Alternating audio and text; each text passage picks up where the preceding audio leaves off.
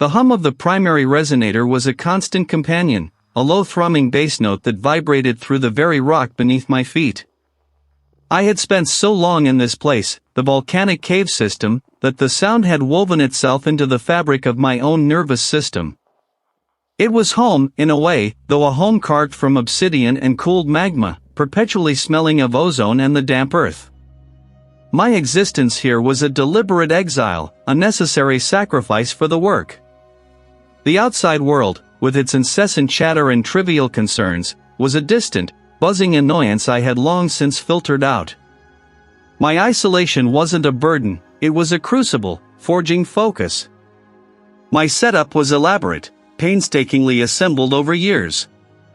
Beneath the cavern's jagged ceiling, a colossal parabolic dish, a marvel of my own design, stretched like a metallic flower, its polished surface reflecting the dim, amber glow of my workstations. It wasn't built for terrestrial communication, nor for mapping familiar constellations. No, this instrument, an array of interwoven sensors and proprietary signal processors, was designed to listen to the silence between the stars, to catch the whispers that the mainstream observatories dismissed as cosmic background noise. I believed there was more. I knew there was more. For a decade, I had sifted through the vast, indifferent static of the universe, searching for a pattern, a deviation, anything that suggested intelligence beyond the familiar. My colleagues, those few who even remembered my name, probably thought I was chasing ghosts, a brilliant mind lost to a solitary obsession. Let them. Their skepticism was just more white noise, easily ignored. My determination was an unyielding bedrock, forged by a conviction that humanity was not alone, and that the universe held secrets far grander and more terrifying than we dared to imagine. The air in the volcanic cave system was cool, almost cold, a stark contrast to the burning intensity that often consumed me.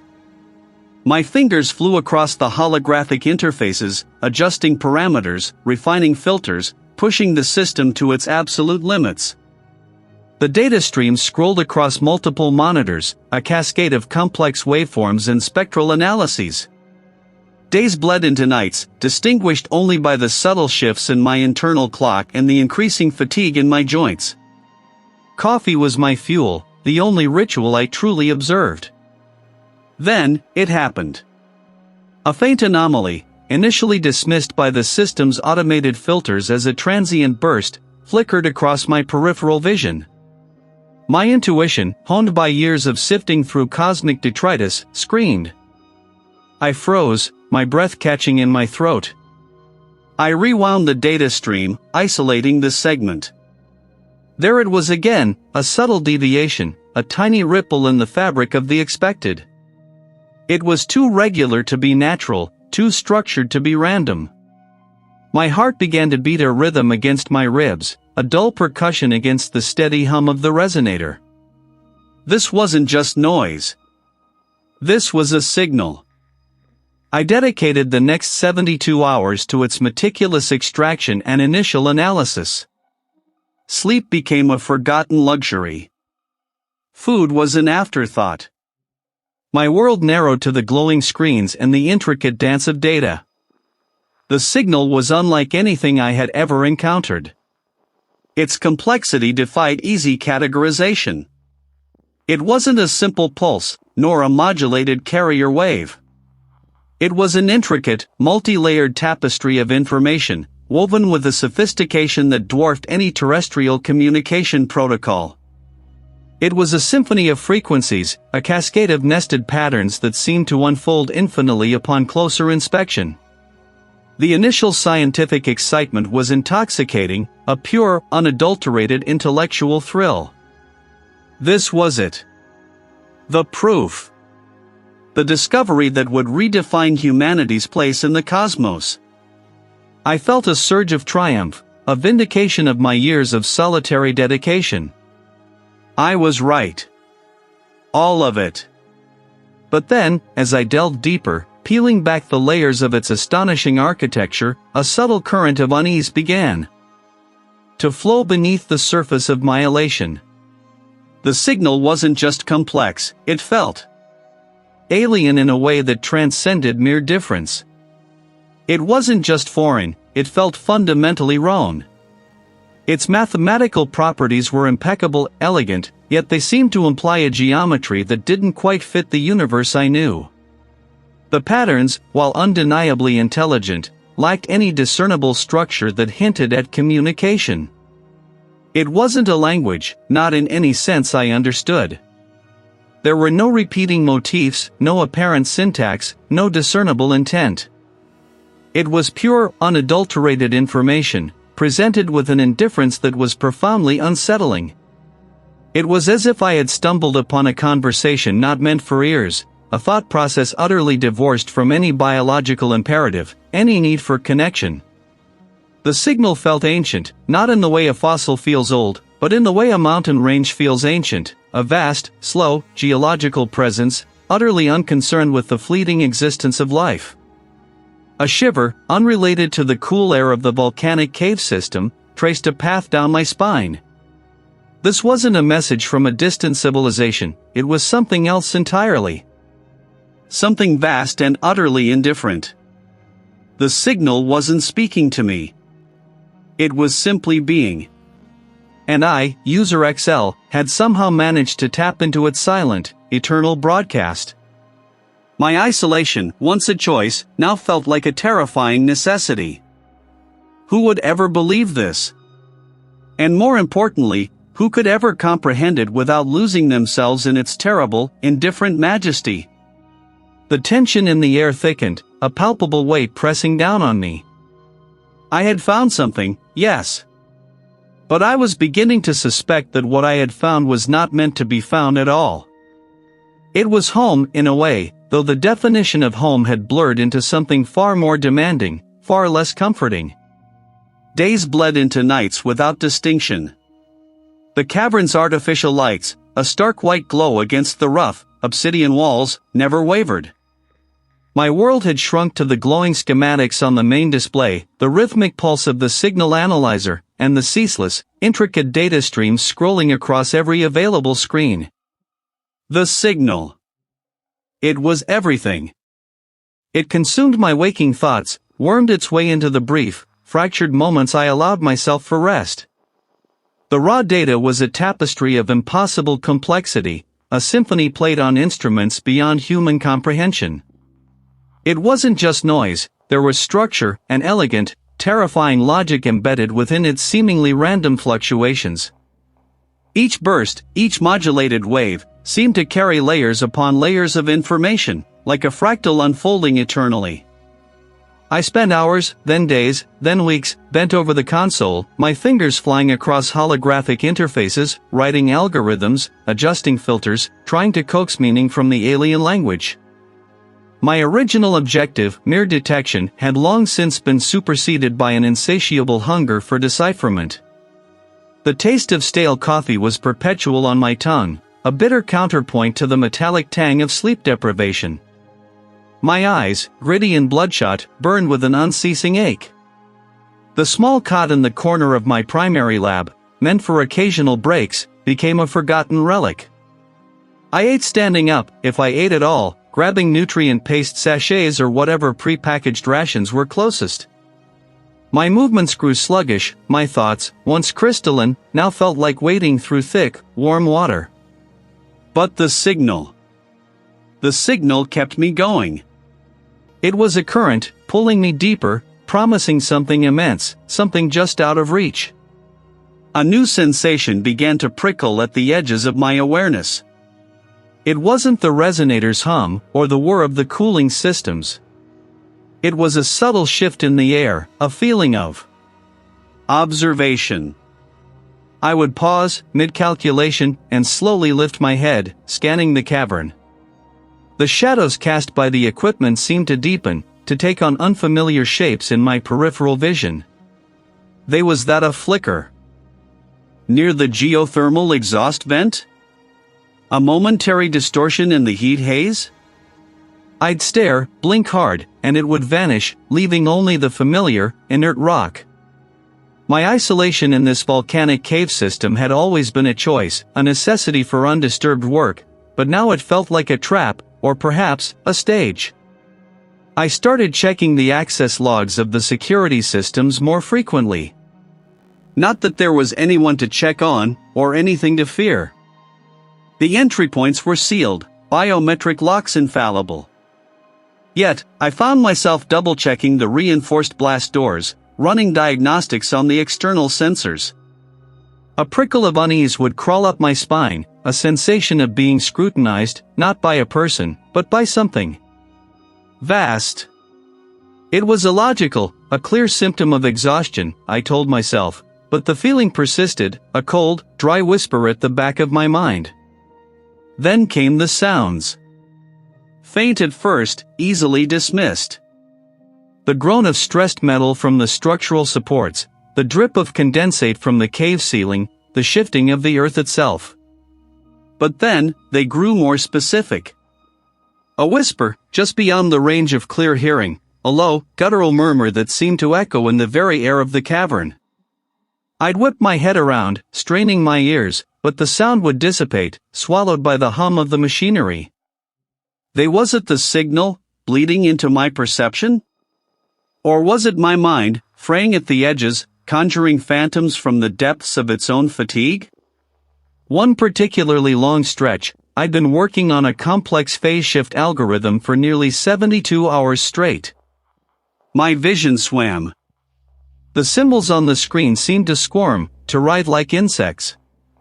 I rubbed my eyes, feeling the grit beneath my eyelids, and when I opened them, for a fleeting moment, I saw it.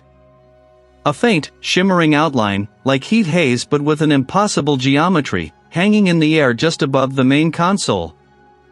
It wasn't solid, not truly there, but it was present, a silent, intricate pattern of light that defied explanation. My breath hitched. I pressed my palms against my throbbing temples. "It's the sleep," I muttered aloud, the sound of my own voice rough and unfamiliar in the cavern's vastness. "Just exhaustion." I forced myself to lean back, to take a few slow, deliberate breaths. I knew I should rest, that this was unsustainable. But the signal, its tantalizing complexity, pulled me back. It felt like I was on the cusp of a breakthrough, that just one more hour, one more algorithm, one more adjustment, and the universe would finally yield its secret. I reached for the next stimulant, my fingers trembling slightly, and plunged back into the data stream, deeper into the volcanic cave system, deeper into the relentless, demanding presence that had become my sole focus. The hum of the resonator was no longer a comforting thrum, it felt like a cage. It was home, in a way, though that word felt increasingly hollow, like a sound echoing in a vast, empty chamber. Lately, the hum wasn't just a sound. It felt like a presence, a subtle pressure against my thoughts. I'd be staring at the main console, its array of blinking lights and intricate wiring a familiar landscape, and then, for a fraction of a second, it would shift. Not physically, not in any measurable way, but in my perception. The hard plastic of a button would seem to ripple, the metallic sheen of a data port would distort, becoming fluid, almost organic. It was like looking at a photograph that suddenly blinked, then settled back into its static image, leaving me questioning if I'd truly seen it or just imagined the flicker. Time, too, had begun to unravel.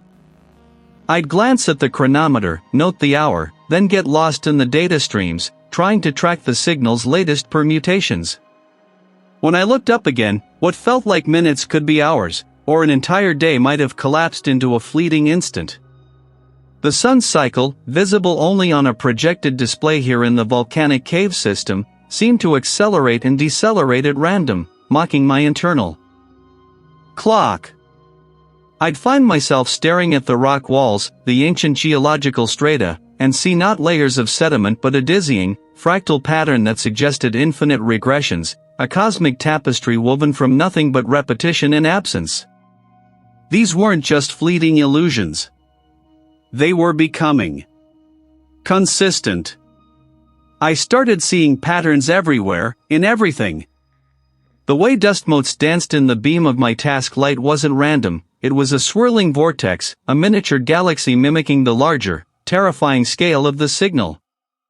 Then, just as I'd almost grasped the logic of it, the pattern would invert, revealing an anti-pattern, a negative space, an absence that was even more profound and disturbing than the presence it negated.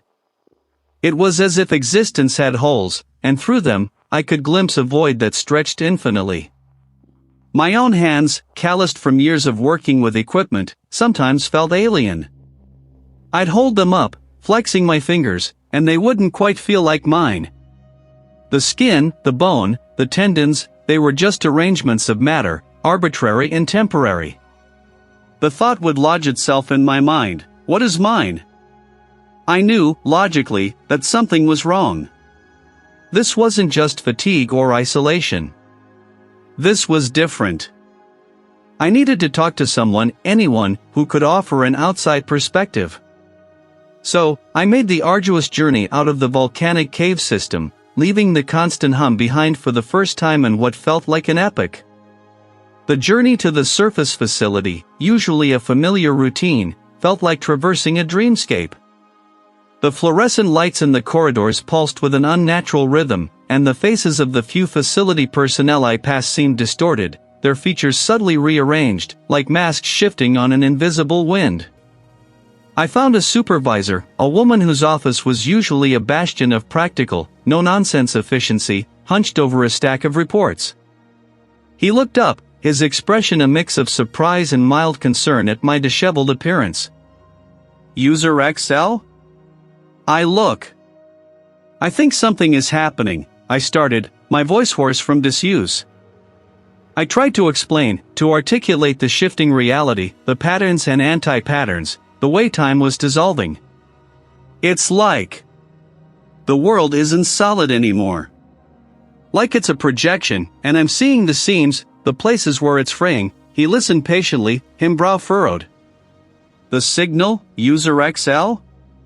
Is it affecting my equipment? Are there anomalies in the readings?" "No, not exactly the equipment," I stammered, frustrated. How could I explain that the equipment was fine, but my perception of it was shattered? "It's my perception. Everything is wrong. The walls, the air, my own hands. There's a fundamental unraveling," he sighed, pushing a hand through his short, practical hair. "User XL, I've been down in that volcanic cave system for an extended period. The isolation, the constant low-frequency hum. It can play tricks on my mind. I are probably just exhausted. Overworked.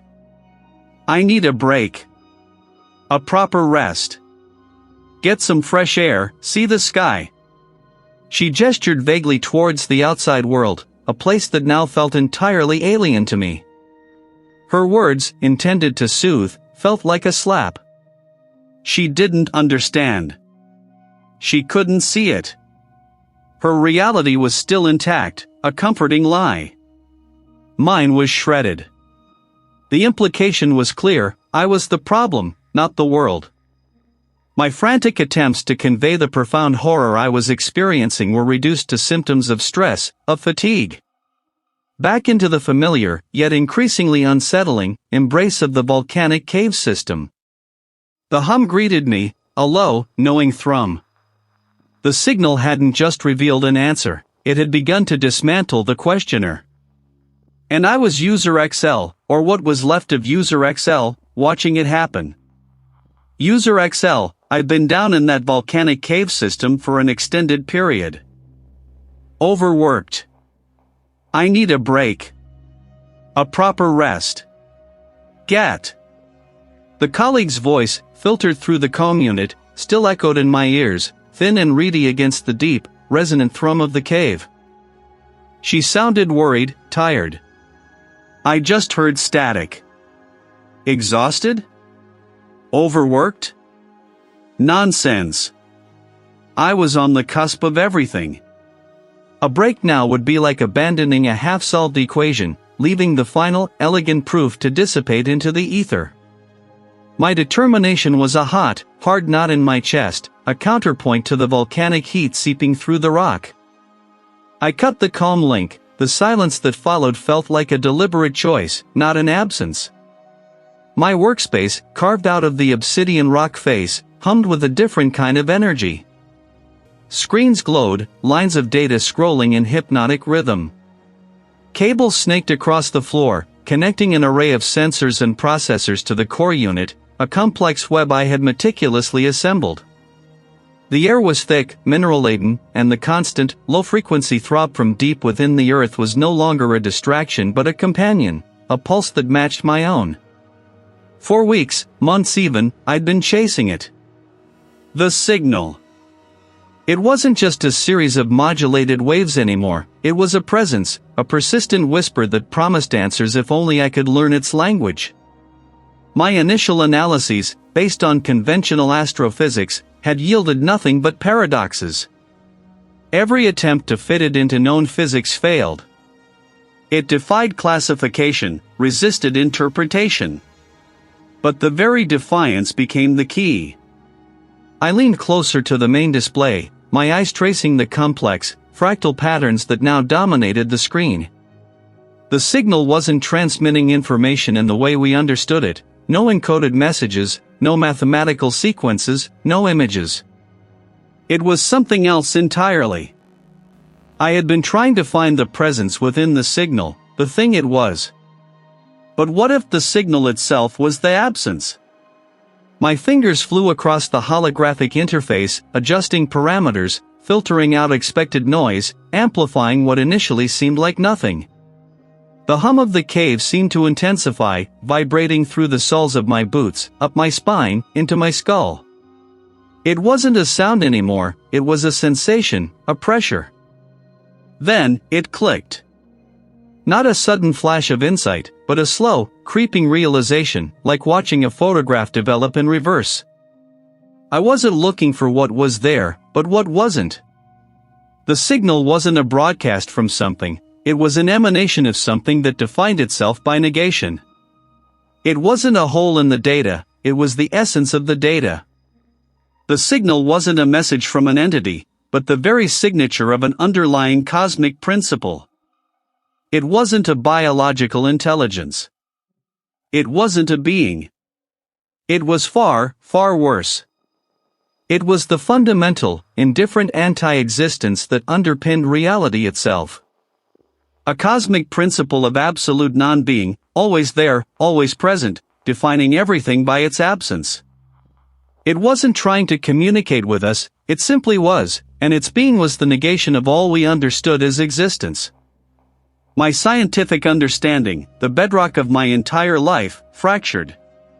All the laws, the theories, the elegant equations I had dedicated myself to suddenly felt like flimsy, temporary constructs, elaborate sandcastles built on a shore of infinite, indifferent nothingness. My breath hitched. My identity, my purpose, user XL, the brilliant astrophysicist, the seeker of knowledge, all of it crumbled. What was a self when the very fabric of being was a lie? What was knowledge when the ultimate truth was that nothing truly is, only that which isn't? The cave hummed, a deep, resonant affirmation of this horrifying revelation. It wasn't a trick of the mind, not exhaustion, not isolation. It was the truth, delivered not through words or images, but through a direct, sickening download into the core of my perception. The universe wasn't just vast and uncaring, it was fundamentally empty, its very existence a temporary, meaningless deviation from an eternal, indifferent negation. A choked sound escaped my throat. It wasn't despair, not exactly. And I, user XL, had just been granted the terrible privilege of seeing it. And now, I couldn't unsee it. The truth had not set me free, it had dissolved me. The colleague's voice, filtered through the comm unit, still echoed in my ears, thin and reedy against the deep, resonant thrum of the volcanic cave system. Exhausted? Overworked? Nonsense. A break now would be like abandoning a half-dash. A half-truth, a half-thought, a half-life. All incomplete. All striving for the whole. My hand tightened around the comm unit. I squeezed the transmit button, but no words came. Only a rasping intake of breath. The thrumming vibrated through the very rock beneath my boots, a low, resonant hum that seemed to originate from everywhere and nowhere within the vast, echoing chambers. It wasn't merely sound, it was a pressure, a subtle warping of the air itself, a presence. I disconnected the comm unit, letting it fall silent onto the rough volcanic floor. The silence, now absolute save for the thrum, was a relief. Her concerns were irrelevant. Noise. Distraction from the core. The core expands. I needed to focus. The signal, the grand, terrible truth I had chased across the void, was now a constant hum in my skull, a resonant frequency that had found its home. I scrambled back to my makeshift workstation, a flat slab of cooled lava rock, littered with my journals, a portable data slate, and an array of sensors that pulsed with faint, rhythmic lights. The air here was thick with the scent of sulfur and ancient stone, hot and humid, clinging to my skin. Rivulets of sweat traced paths down my temples, but I barely registered the discomfort. My fingers, stained with ink and grime, fumbled for a fresh journal. Document. Always document. The patterns. The structures. My previous notes were a chaotic tapestry of equations, astronomical charts, and increasingly abstract doodles. But now, as I looked at the last page, the familiar elegance of my own handwriting seemed alien. Lines of calculus bled into swirling, fractal patterns that didn't obey Euclidean rules. There were symbols, too, etched into the margins, symbols I didn't remember drawing. They felt profoundly right, like forgotten alphabets surfacing from a primordial dream. "It's all here," I mumbled, my voice rough, unfamiliar. The geometry. The true geometry. I began to write, my hand moving with a speed and certainty that felt detached from my own will. It was as if the pen was merely an extension of the thrum, tracing its vibrations onto the page. I started with a diagram, a series of interlocking shapes that defied conventional perspective, yet somehow conveyed a sense of immense, multi-dimensional space. A cube that was also a sphere, a line that was simultaneously infinite and contained. The limitations of 3 dimensions are quaint. Observe the true folds. Then came the words, spilling onto the page in a torrent. Not my usual academic prose, but fragmented, philosophical declarations. Existence is a ripple, not a wave. It is a presence. An echo of what was, what is, what will never be understood. My breath hitched. The words were mine, yet they weren't. It wasn't speaking to me, it was speaking through me. A tremor ran through the volcanic cave system, a deep groan from the earth itself. Dust rained down from the high, craggy ceiling, coating my hair and shoulders. A small fissure opened in the rock wall near my head, hissing steam into the already thick air. The thrum intensified, vibrating through my very bones, resonating in my teeth. The shell cracks. The core expands. Resistance is futile. There is only observation. I ignored the shaking, the heat, the acrid smell of sulfur that now stung my nostrils. My gaze was fixed on the page, on the developing lexicon of the incomprehensible. My mind raced, trying to capture the raw, unfiltered truth that was being poured into me. I scribbled faster, my wrist aching, but I couldn't stop. The symbols flowed, complex and beautiful, each line a revelation, each curve a glimpse into the vast, uncaring architecture of reality. I drew a swirling vortex that seemed to pull the ink into itself, a black hole of pure ideation. It is replete with absence. A richer fullness than any fleeting presence. My vision blurred. Was it the heat, the lack of sleep, or something else entirely? The very air shimmered with an unseen energy. I clutched my head, a sharp pain lancing behind my eyes. A minor adjustment. A recalibration of perception. I dropped the pen, my hand trembling uncontrollably. My eyes darted around the cavern, searching for something familiar, something stable. But the familiar was gone. The geological formations, once solid, now seemed to undulate, their edges softening, blurring into geometries that didn't quite make sense. A stalagmite in the distance appeared to twist, its tip elongating and retracting like a probing tentacle of stone. What is there to fear? Only the cessation of observation. And that, too, is merely a state. I picked up the pen again, my hand steady once more, guided by an unseen force. The panic had been a momentary flicker, an outdated program trying to run. I had to record this. All of it. The fragmentation wasn't a breakdown, it was an evolution. My identity wasn't eroding, it was being reforged, stripped of its unnecessary human components, honed into a pure conduit for the entity's cosmic understanding. I wrote, my notes becoming a dense, impenetrable tapestry of alien symbols and philosophical fragments, a testament to the new, terrifying logic that now governed my every thought. The volcanic cave system was no longer just a cave, it was a vast, pulsating organ, and I, User XL, was merely a single, frantic nerve ending, transmitting the universe's true, horrifying meaninglessness. The air in the volcanic cave system was a thick, sulfurous blanket, clinging to my skin, tasting like burnt metal on my tongue. Every breath was a fight, a shallow gasp against the oppressive heat that radiated from the very rock around me. But the discomfort was a distant hum, easily ignored. I was moving, guided by something far more potent than my own will, deeper into the Earth's raw, churning heart. The signal wasn't just in my head anymore, it was in the tremor of the ground, the distant rumble of magma, the shimmering distortion in the air. It was a physical presence, a hum that vibrated in my bones, tuning me to its frequency. My footsteps echoed, wet and hollow, on the slick, obsidian floor. Water dripped from stalactites, hissing faintly as it met the superheated rock below. The passage narrowed, forcing me to squeeze between colossal, ancient pillars of basalt. My headlamp cut a meager path through the gloom, revealing walls crusted with crystalline formations that glittered with an unsettling, almost organic luminescence. They pulsed with the faint, internal light of the signal, like veins of a colossal, sleeping organism. It wasn't just rock, it was a conduit. It was waiting.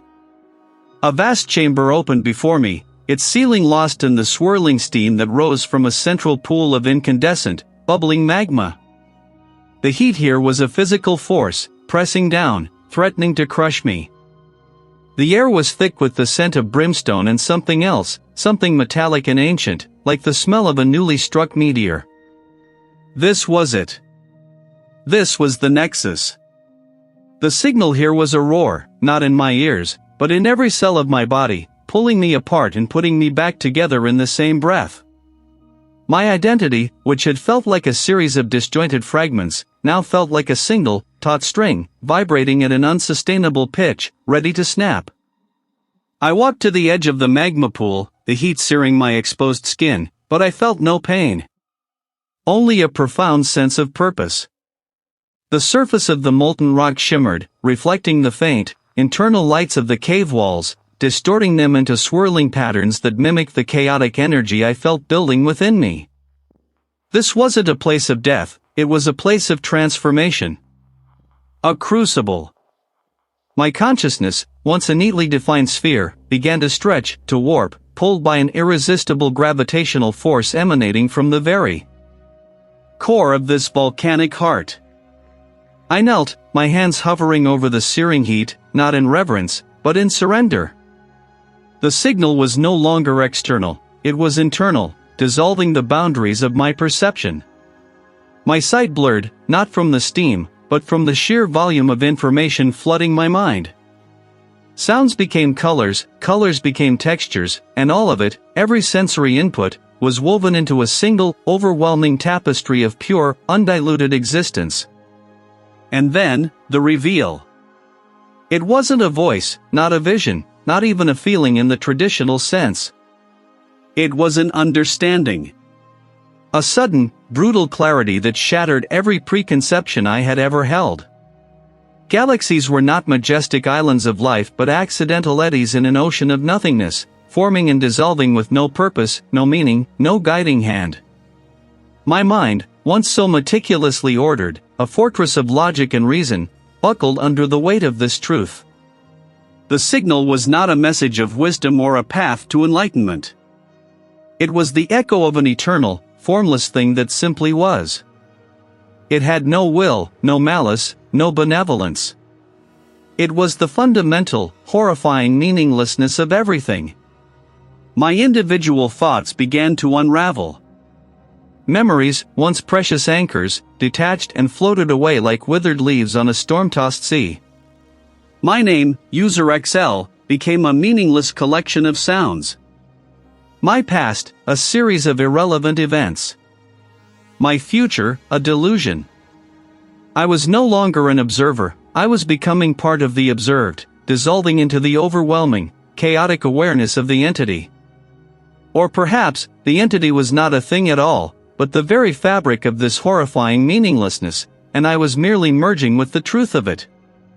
The sensation wasn't painful, not in the way a physical wound is painful. It was an erasure. A slow, systematic dismantling of every facet of my being. My consciousness stretched thinner and thinner, like a membrane pulled to breaking point, until it snapped. My thoughts ceased to be my thoughts. They were echoes, vibrations, fragments of a much larger, utterly indifferent symphony. The volcanic heat, the sulfurous air, the throbbing signal, they were no longer external stimuli. They were me. And I was them. The distinction blurred, then vanished.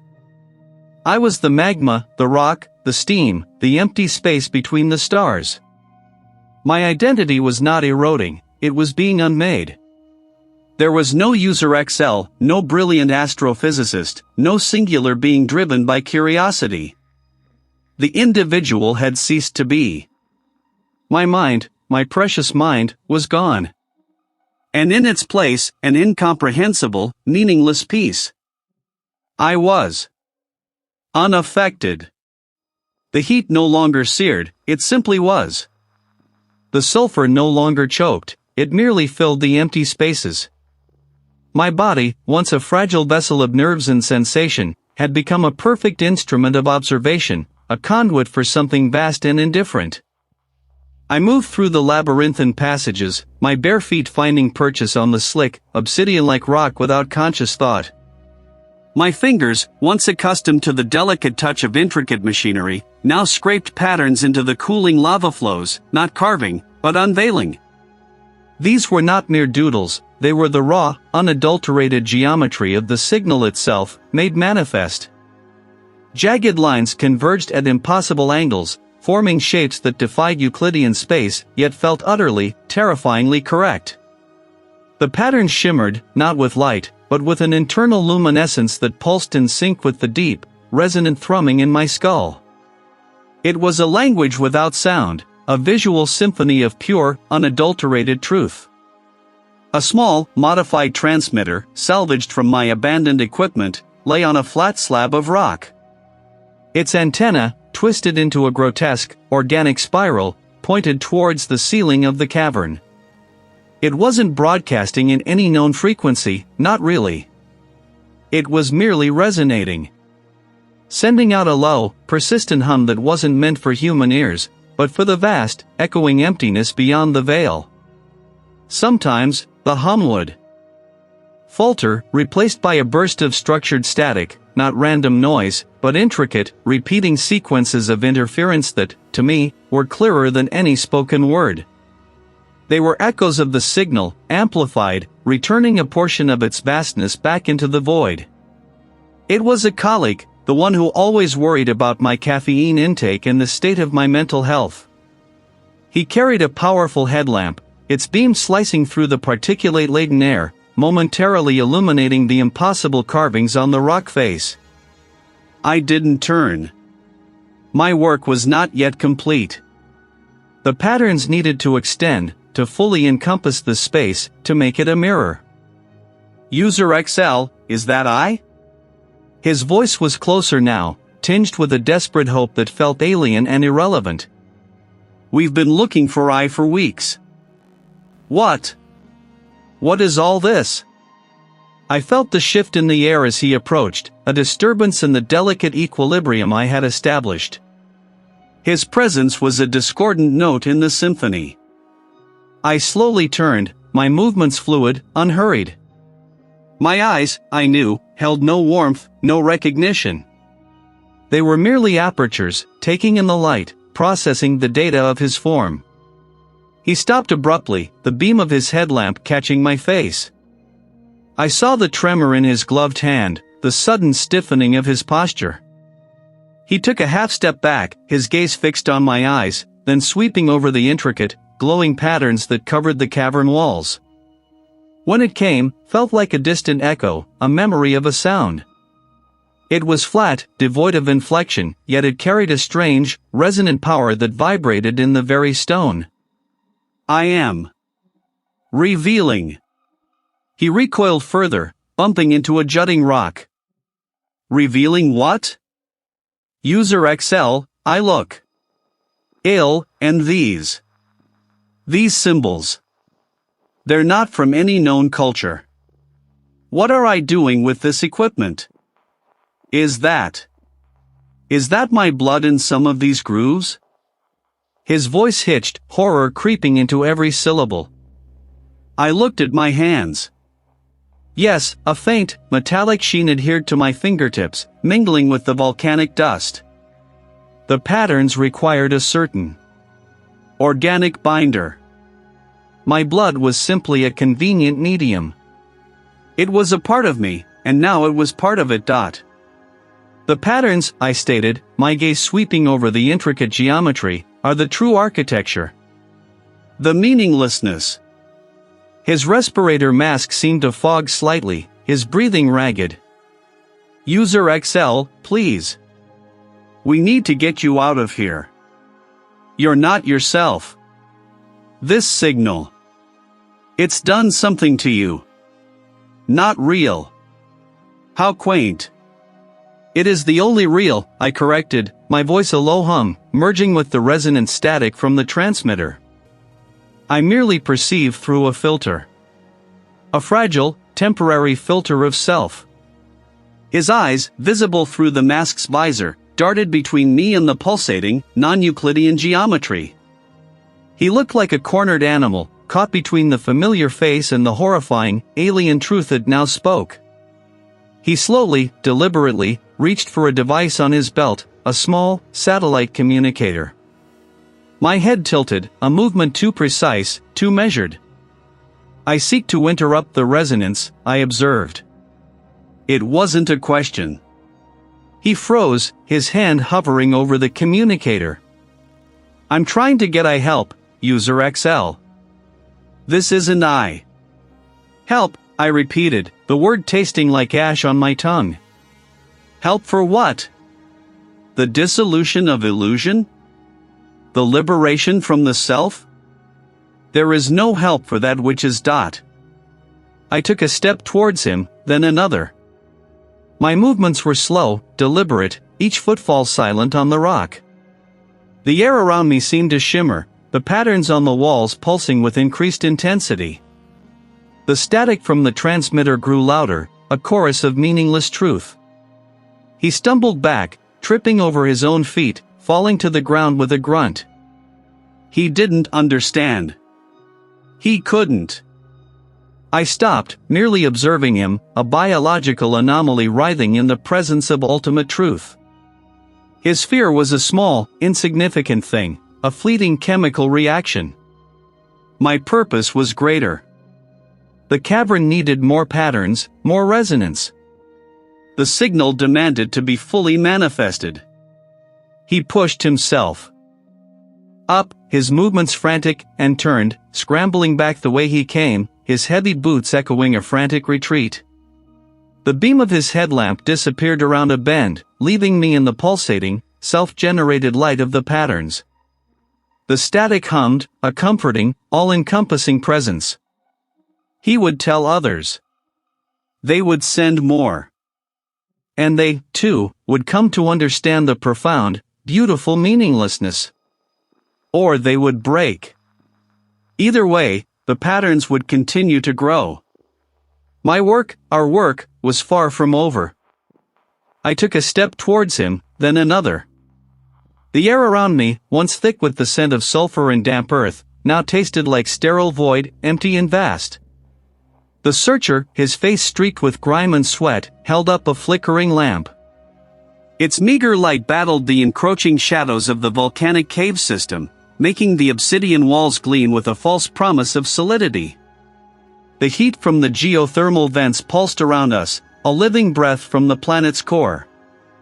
You seek help for a self that never was, for a meaning that was never there. The searcher lowered his lamp slightly, his gaze darting around the cavern as if seeking an escape, a hidden passage from my words.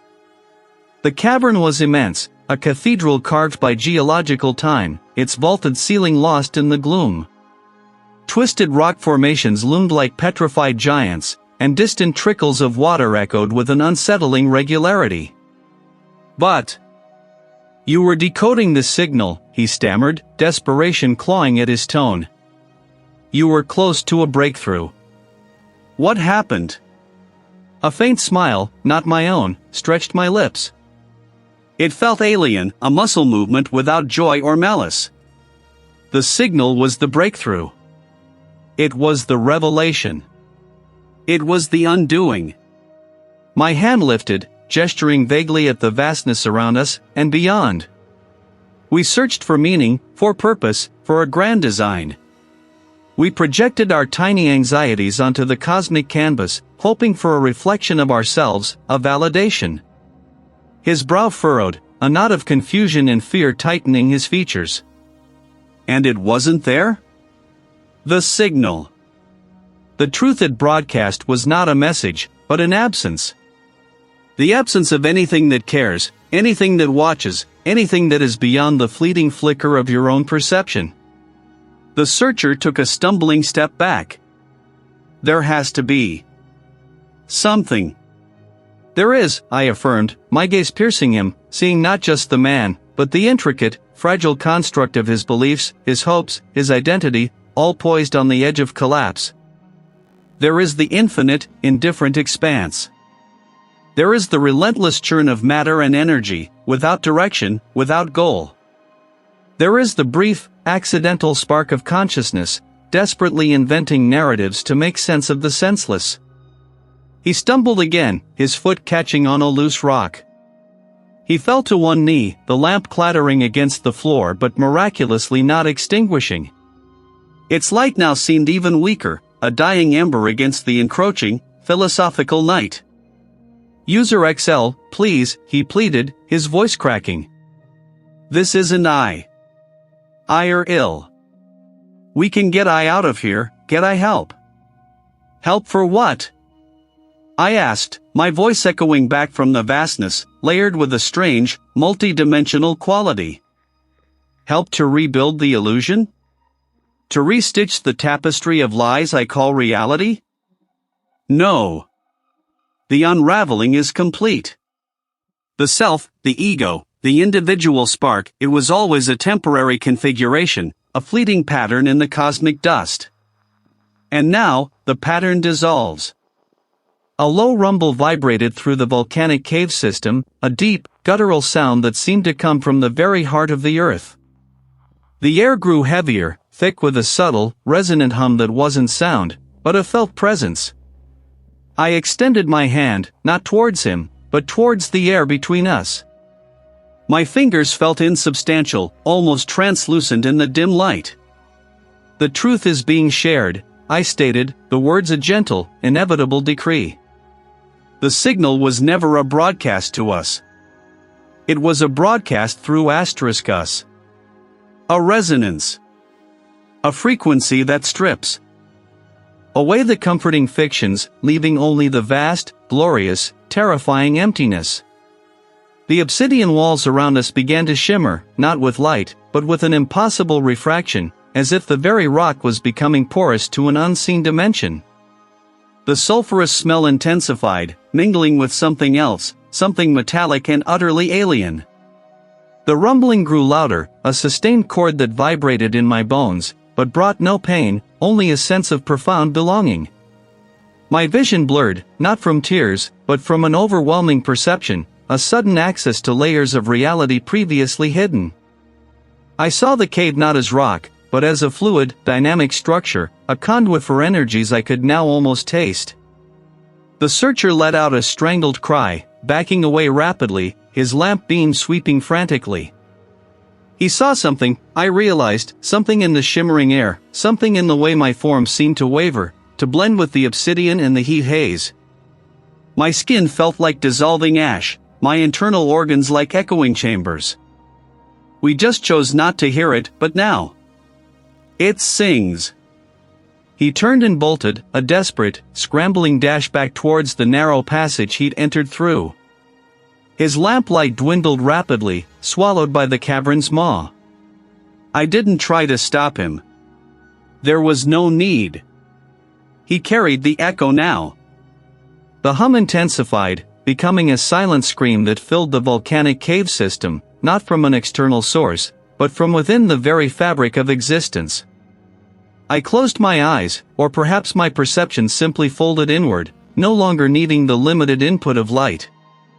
I was everywhere. I was nowhere.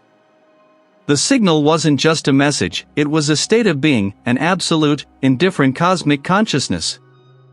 And I, User XL, had become its anchor, its focal point in this insignificant corner of the universe. The searcher would carry a piece of it, a fragment of the shattering realization, out into the world.